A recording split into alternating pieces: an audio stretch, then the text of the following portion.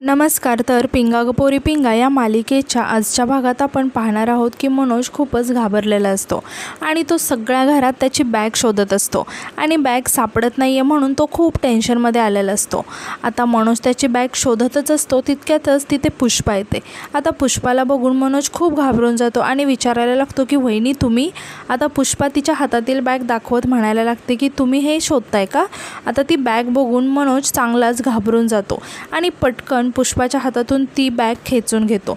तेव्हा पुष्पा विचारायला लागते की भाऊजी हे काय आहे आणि घरात कुणाला काही माहिती नाही आहे का? यावर मनोज म्हणायला लागतो की घरात कुणाला काहीच माहिती नाही आहे याच्याबद्दल. यावर आता मनोज सांगतो की वल्लरीला पण नाही माहिती आहे याच्याबद्दल, प्लीज वल्लरीला तुम्ही काहीच नका सांगू, म्हणजे कुणाला काहीच नका सांगू, ही गोष्ट फक्त आपल्या दोघांमध्ये राहिली पाहिजे, मी पाया पडतो तुमच्या. यावर आता पुष्पा म्हणायला लागते की नाही सांगत. आता मनोज लगेचच तिथून निघून जातो आणि आता इकडे पुष्पा मात्र चांगलीच खुश झालेली असते, कारण आता तिच्या हातात मनोजचं मोठं सिक्रेट लागलेलं असतं. तर दुसऱ्या दिवशी सकाळी आपण पाहतो की इकडे प्रेरणाची सकाळची घाई गडबड चाललेली असते. आता ते अजित आणि प्रेरणा दोघेही कॅफेला जाण्यासाठी निघालेले असतात. आता अजित शूज घालायला लागतो तेव्हा प्रेरणा त्याच्यावरती ओरडत त्याला म्हणायला लागते की मी तुला कितीदा सांगितलं रे की शूज डाव्या पायात घालावे आधी. तेव्हा अजित आश्चर्याने प्रेरणाला विचारायला लागतो की प्रेरणा अगं काय झालं आहे तुला, याच्या आधी तू मला असं काही बोलली नाहीस. तेव्हा प्रेरणा सांगायला लागते की हे बघ अजित, म्हणजे त्या दिवशी आपण स्वामींच्या मठात गेलो होतो ना, आठवते ना तुला? तिथे मला एक साध्वी भेटले होते, त्यांनी मला काही गोष्टी सांगितल्या आणि त्या माझ्या मनाला पटल्या, म्हणून आता त्या फॉलो करायच्या असं मी ठरवलं. तेव्हा अजित प्रेरणाला म्हणतो की प्रेरणा अगं श्रद्धा मनात असणं महत्त्वाचे असते, त्यामुळे असल्या गोष्टींवर विश्वास नको ठेवूस. तेव्हा प्रेरणा म्हणते की मनात श्रद्धा असायला हवी ना, मग ती आहे माझ्या मनात, तू त्याची मस्करी करू नकोस, मी सांगते तेवढं ऐक आणि उगाच वाद नको घालूस हा. तेव्हा अजित म्हणतो की वाद आणि मी काही काय बोलतेस, बायकोची इच्छा ती माझी इच्छा. तेव्हा आता प्रेरणा म्हणते की हो ना, मग तुझ्या या बायकोची अशी इच्छा आहे की आपल्या या घरात आपण यावर्षी गणपती बसवावा. तेव्हा आता अजित लगेचच म्हणायला लागतो की अरे वा, कोकण कन्या आवडला मला, बसवूया आपण गणपती, तुला हवं तसं तुझ्या पद्धतीने सगळं कर. तर दुसरीकडे तेजा तिचं ऑफिसचं काम करत असते, तर हर्षीसुद्धा तिथेच असतो आणि तो खूपच बोर झालेला असतो आणि तो तेजाला म्हणायला लागतो की तेजा खूप बोर झाले, चल ना कॉफी प्यायला जाऊया कुठेतरी. तेव्हा तेजा म्हणायला लागते की कॉफी? मिस्टर हर्षित, आपल्याला काम करायचा पगार मिळतो. तेव्हा आता हर्षित तेजाला म्हणतो की तेजा अगं मला तर तुझ्यावर प्रेम करायचा पण पगार नाही मिळत, म्हणजे तू बघ ना या अख्ख्या जगामध्ये आपल्या गर्लफ्रेंडवर एवढं प्रेम करणारा बॉयफ्रेंड तू बघितलास का कधी? मला तर कधी कधी असं वाटतं की मी फुकट प्रेम करतो तुझ्यावर. तेव्हा आता तेजा म्हणते की मिस्टर बॉयफ्रेंड ते जर असं चालू राहिलं ना तर आपल्याला कोणी फुकट पण नाही विचारणार, काम कर तुझं. तेव्हा हर्षित आता हो ठीक आहे असं म्हणून काम करायला लागतो. तर आता यानंतर हर्षित मात्र खूपच बोर झालेला असतो आणि तो तेजाला कागदाचे बोळे करून मारायला लागतो. तेव्हा आता तेजा खूपच वैतागते आणि म्हणते की काय चाललं आहे तुझं, थांब आता मी पण सेम तुझ्यासारखंच करते, असं म्हणून ती सुद्धा कागदाचे बोळे करून हर्षितला मारायला लागते. असं म्हणून आता त्या दोघांची खूप मस्ती सुरू होते. तितक्यात आता तिथे मनोज आणि वल्लरी येतात.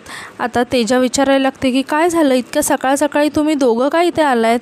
यावर आता वल्लरी म्हणायला लागते की विसरलात का, आपल्याला प्रेरणाताईंकडे जायचं आहे ना, गणपतीची तयारी करायची आहे, डिस्कशन करायचं होतं. आता तेजा विचारायला लागते की बरोबर तू श्वेताला कॉल केलास का? तेव्हा वल्लरी सांगते की केला होता मी, पण त्यांनी उचलला नाही फोन. तेव्हा आता तेजा खूपच नाराज होते आणि तिला खूप वाईटही वाटते. तर यानंतर आपण पाहतो की वल्लरी, मनोज, तेजा, प्रेरणा आणि अजितच्या कॅफेमध्ये आलेले असतात. आता लगेचच अजित येऊन विचारायला लागतो की बोला बोला काय सेवा करू तुमची? तेव्हा प्रेरणा हसत म्हणते की तरी म्हटलं मित्र आला आहे आणि अजित अजून कसं नाही आला. आता ते तिघेही बसतात. तेव्हा आता प्रेरणा त्यांना विचारते की काय ब्रेकफास्ट हवं आहे तुम्हाला? यावर तेजा म्हणते की ते बोलू आपण नंतर, पण त्याआधी आम्हाला तुला काहीतरी वेगळंच विचारायचं आहे. आणि ती वल्लरीला म्हणायला लागते की वल्लरी तू सांगतेस की मी सांगू? आणि परत म्हणते की बरं मीच सांगते. असं म्हणून ती प्रेरणाला सांगायला लागते की प्रेरणा, यावर्षी वल्लरीची अशी इच्छा आहे की तिच्या घरी 1.5 दिवसांच्या बाप्पाचं आगमन व्हावं. हे ऐकून प्रेरणा खूप शॉक होते आणि तिचा चेहरा उतरतो. तर अजितसुद्धा आता प्रेरणाकडे बघायला लागतो. आता वल्लरी म्हणायला लागते की हो, यावर्षी माझी अशी इच्छा आहे की आपलं नवीन घर आहे तर आपल्या नवीन घरात 1.5 दिवसांचा गणपती यावा, सगळे सण दणक्यात साजरे व्हावे. तेव्हा आता तेजा म्हणते आणि म्हणूनच आम्ही तुझ्याकडे आलो आहे, कारण तू कोकणातली आहेस ना, कारण कोकणी माणूस आणि गणपती यांचं काय नातं आहे हे संपूर्ण जगाला माहिती आहे. आता प्रेरणा आणि अजित मनोजचा चेहरा मात्र खूपच पडलेला असतो आणि ते दोघेही शांतपणे बघत असतात. आता तेजा आणि वल्लरी प्रेरणाला म्हणत असतात की तू सगळं सांग आम्हाला, तू सांगशील ना तसं आम्ही सगळी तयारी करतो. प्रेरणा मात्र यावर काहीच बोलत नसते. तेव्हा आता वल्लरीला थोडासा संशय येतो आणि ती विचारायला लागते की 1 मिनिट प्रेरणाताई, तुम्ही असं का शांत आहात, काही प्रॉब्लेम आहे का? यावर आता अजित सांगायला लागतो की अगं काय झालं, आमचं सकाळीच बोलणं झालं होतं. म्हणजे प्रेरणाची पण अशी इच्छा होती की यावर्षी बाप्पा घरी आणायचे आणि आता जर ती तुझ्याकडे आले तर घरचं सगळं कोण बघणार, म्हणून गप्पा येते. त्यावर आता वल्लरी लगेचच म्हणते की हो का, मग हरकत नाही. आणि ती प्रेरणाला म्हणायला लागते की प्रेरणाताई, तुमची इच्छा आहे ना, मग यावर्षी गणपती स्थापना तुमच्या घरीच होणार, ठरले. आम्ही सगळ्याजणी तुमच्याकडेच येऊ, आपण तुमच्या घरी गणेशोत्सव साजरा करू. यावर आता प्रेरणा हसायला लागते आणि म्हणते की नाही गं, असू दे, तुझ्या डोक्यात आली आहे ना कल्पना, आधी आपण तुझ्याच घरी बसूया गणपती. यावर वल्लरी म्हणते की अजिबात नाही, आपलं ठरलं, यावर्षी आपण गणेशोत्सव तुमच्या घरी साजरा करायचा.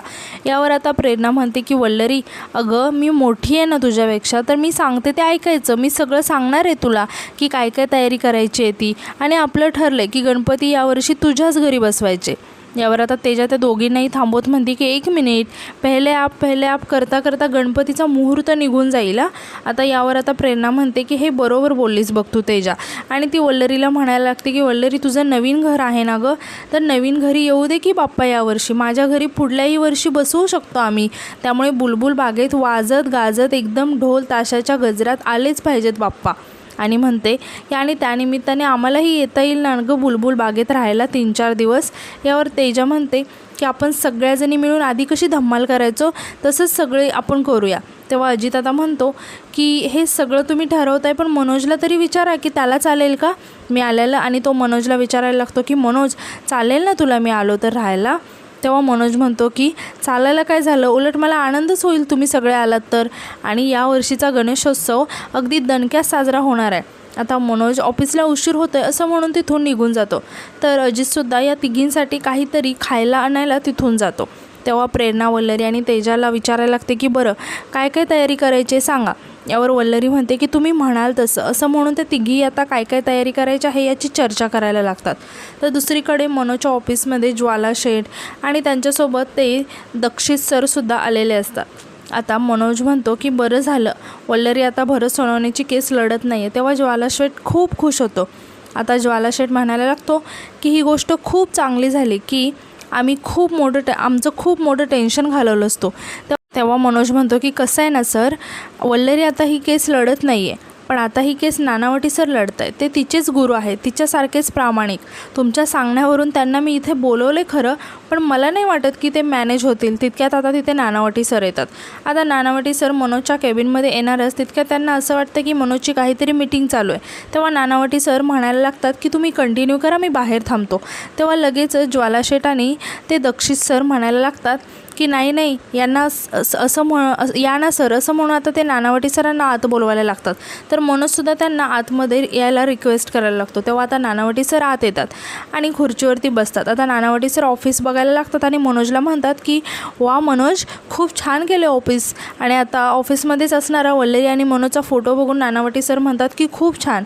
आणि परत मनोजचं कौतुक करत म्हणायला लागतात की खूप बरं वाटलं तुम्हा दोघांचा प्रोग्रेस बघून. आता यावर ज्वाला शेठ म्हणतात की फक्त प्रोग्रेस नाही, खूप मोठा प्रोग्रेस.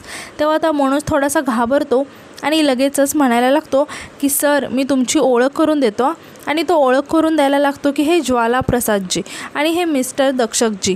आणि त्यांना सांगतो की आणि हे नानावटी सर. तेव्हा आता ज्वाला शेठ म्हणतो की अरे मनोज भाई, नानावटी सरांना कोण नाही ओळखत, असं म्हणून तो त्यांचा हात हातात घेतो. तेव्हा नानावटी सर त्यांच्या हातातून आपला हात सोडवतात आणि म्हणतात की थँक्यू, आणि परत मनोजकडे बघायला लागतात. तेव्हा आता ज्वाला शेठला मात्र हे काही आवडलेलं नसतं आणि ज्वाला शेठसुद्धा आश्चर्याने नानावटी सरांकडे बघायला लागतो. तर दुसरीकडे वल्लरी, प्रेरणा, तेजा मस्त गप्पा मारत असतात. आता प्रेरणा म्हणते की बाप्पांची तयारी म्हणजे नुसतं बाप्पांना घरी आणणं नाही आहे, खूप सारी तयारी करावी लागणार आहे. यावर वल्लरी म्हणते की प्रेरणाताई, तुम्हाला म्हटलं ना मी, तुम्ही फक्त मला सांगा की काय काय हवं आहे ते मी सगळं घेऊन येईन. आता प्रेरणा म्हणते की वल्लरी, खूप तयारी करावी लागणार आहे, त्यामुळे तू मनोज भाऊजींना आधीच सांगून ठेव की 2-3 दिवस सुट्टी काढाच म्हणून. तर तेजा लगेच म्हणते की वल्लरी हो नाहीतर त्याला लगेचच कामामधील फोन यायचा आणि जायचा लगेचच निघून. तेव्हा आता हे ऐकून वल्लरीला थोडं टेन्शन येतं. आणि ती मनातच म्हणते की हे असं का वागतायत, काहीच कळत नाही, सारखं चिडचिड करत आहेत, नीट बोलत पण नाही आहेत. हे सगळं त्या भरत सोनवणेमुळे तर नाही ना होत, पण यांना त्या मौसमी केमिकल्सच्या लोकांची बाजू योग्य का वाटते हेच मला कळत नाही आहे. आजपर्यंत यांनी मला कुठलीही केस घेण्यापासून अडवलेलं नाही आहे, पण मग आत्ताच का, असं म्हणून वल्लरी विचारात पडते. तर तेजा आणि प्रेरणा आता वल्लरीकडे आश्चर्याने बघायला लागतात. आणि आजचा एपिसोड इथेच संपतो. तर उद्याच्या एपिसोडमध्ये आपण असं पाहणार आहोत की नानावटी सर वल्लरीला कॉल करून सांगतात की भरत सोनवणेची केस मी नाही घेऊ शकणार. हे ऐकून वल्लरी खूप शॉक होते आणि विचारायला लागते की अहो पण का सर. तितक्यात आता तिथे मनोज नानावटी सरांना आवाज देत येतो आणि म्हणायला लागतो की सर ऐका ना. आणि तो खूपच घाबरलेला असतो. तेव्हा आता नानावटी सर मनोजला खुणावूनच शांत बसायला सांगतात. आणि यानंतर आता ते वल्लरीला सांगायला लागतात की वल्लरी मी काय सांगू, मनोज किती मोठ्या प्रॉब्लेममध्ये अडकला आहे ते. हे ऐकून वल्लरीला खूप मोठा धक्का बसतो. तर यानंतर आता मनोज वल्लरीच्या ऑफिसमध्ये येऊन तिच्या मोबाईलमधील दौलत सोनवणेचा कॉन्टॅक्ट नंबर डिलीट करत असतो आणि सगळी कॉल हिस्ट्रीसुद्धा. तेव्हाच वल्लरी तिथे येऊन मनोजला विचारायला लागते की अहो काय आहे. तेव्हा मनोज खूप घाबरून वल्लरीकडे बघायला लागतो. आणि आजचा एपिसोड इथेच संपतो. तर आजचा एपिसोड तुम्हाला कसा वाटला हे कमेंटमध्ये नक्की सांगा. आणि उद्याच्या नवीन एपिसोडसाठी आपल्या चॅनलला सबस्क्राईब करा. धन्यवाद.